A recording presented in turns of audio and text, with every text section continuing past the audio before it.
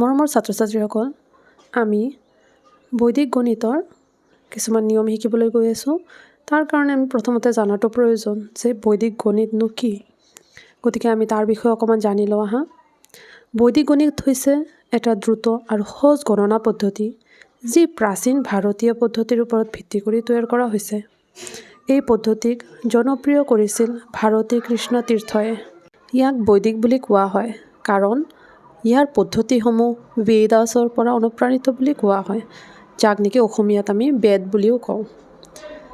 এতিয়া আমি বৈদিক গণিতৰ বিশেষত্ববোৰ জানি লওঁ আহা।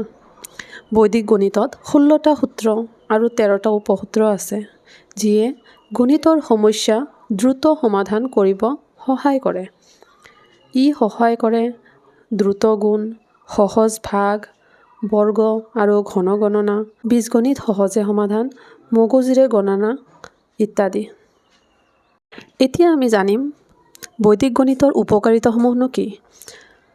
বৈদিক গণিতে গণনাৰ গতি বঢ়ায়, পৰীক্ষাত আত্মবিশ্বাস বৃদ্ধি কৰে, ইণ্টাৰেষ্টিং আৰু সহজ কৰি তোলে। যিহেতু বৈদিক গণিতৰ বিষয়ে বেছি সংখ্যক মানুহেই জ্ঞাত নহয়, সেয়েহে মোৰ এটা প্ৰচেষ্টা যে বৈদিক গণিতৰ জৰিয়তে কিমান সহজতে আমি গণিতবোৰ ছাত্ৰ-ছাত্ৰীসকলৰ প্ৰিয় আৰু সহজ কৰি তুলিব পাৰোঁ। আৰু তাৰে কামনাৰে মই মোৰ এই বৈদিক গণিতৰ ভিডিঅ'ৰ ছিৰিজটো আৰম্ভ কৰিব ওলাইছোঁ। গতিকে যদি কাৰোবাৰ অসুবিধা হয় একেদিনতে গোটেইকেইটা সূত্ৰ শিকিবলৈ, সেয়েহে মই এটা এটা সূত্ৰ প্ৰত্যেকটো ভিডিঅ'ত শ্বেয়াৰ কৰিম যাতে সকলোৰে বাবে সুবিধা হয়। মোৰ ছাত্ৰ-ছাত্ৰীসকল, আমি বেদিক মেথছৰ এটা নতুন কোৰ্চ ষ্টাৰ্ট কৰিবলৈ ওলাইছোঁ। বেদিক মেথছ জানিবলৈ হ'লে আমি প্ৰথমতে বেলেঞ্চিং ৰুলটো জনাটো বহুতেই প্ৰয়োজন। বেলেঞ্চিং ৰুল কি আজি আমি শিকিম। কেনেকৈ সংখ্যাবিলাক বেলেঞ্চ কৰি আমি এটা ৰিজাল্ট পাব পাৰোঁ, এইখিনি পিছতো প্ৰয়োজন হ'ব। তাৰ কাৰণে আমি বেলেঞ্চিং ৰুলটো আজি জানি ল'ম।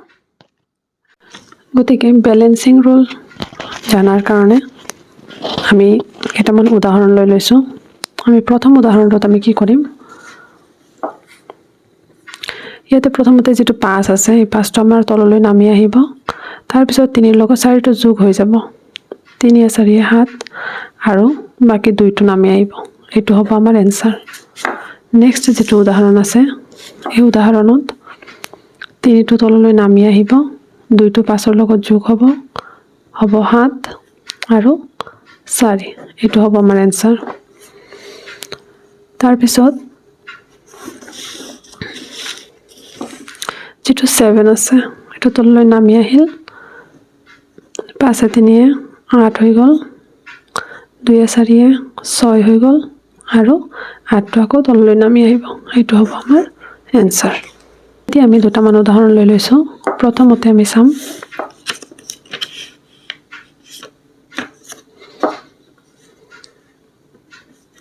এই 3টো তললৈ নামি আহিল। এতিয়া 5 আৰু 8 যোগ হ'ব, 5 8 13ৰ 3, যিটো 13ৰ 1টো ইয়াতে আহি 4ৰ লগত যোগ হ'ব আৰু 4 1 5 হ'ব। এইটো হ'ব আমাৰ এনচাৰ। নেক্সট উদাহৰণত 3টো তলৰ নামি আহিল, 9ৰ লগত 2টো যোগ হ'ব, 9 2 11ৰ 1টো এটা নামি আহিল আৰু 1 ইয়াতে যোগ হ'ব। এবাৰ আকৌ 1ৰ লগত 8টো যোগ হৈ 9 হ'ব, সেই 9টো আকৌ 4ৰ লগত যোগ হ'ব, 8 1 9 9 4 13ৰ 3 আৰু যিটো 1 থাকি যাব, সেই 1টো ইয়াৰ লগত যোগ হৈ 2 1 3। এইটো হ'ব আমাৰ এনচাৰ। এতিয়া আমি আৰু দুটামান উদাহৰণ ল'বলৈ ওলাইছোঁ। তোমালোকে চাবা কেনেকৈ কৰিব লাগে। প্ৰথমতে 4টো তললৈ নামি আহিল, 5 4 9 হ'ল, 6 9 15ৰ 5 হ'ল আৰু 1টো ইয়াতে আহি 3 1 4 হ'ল।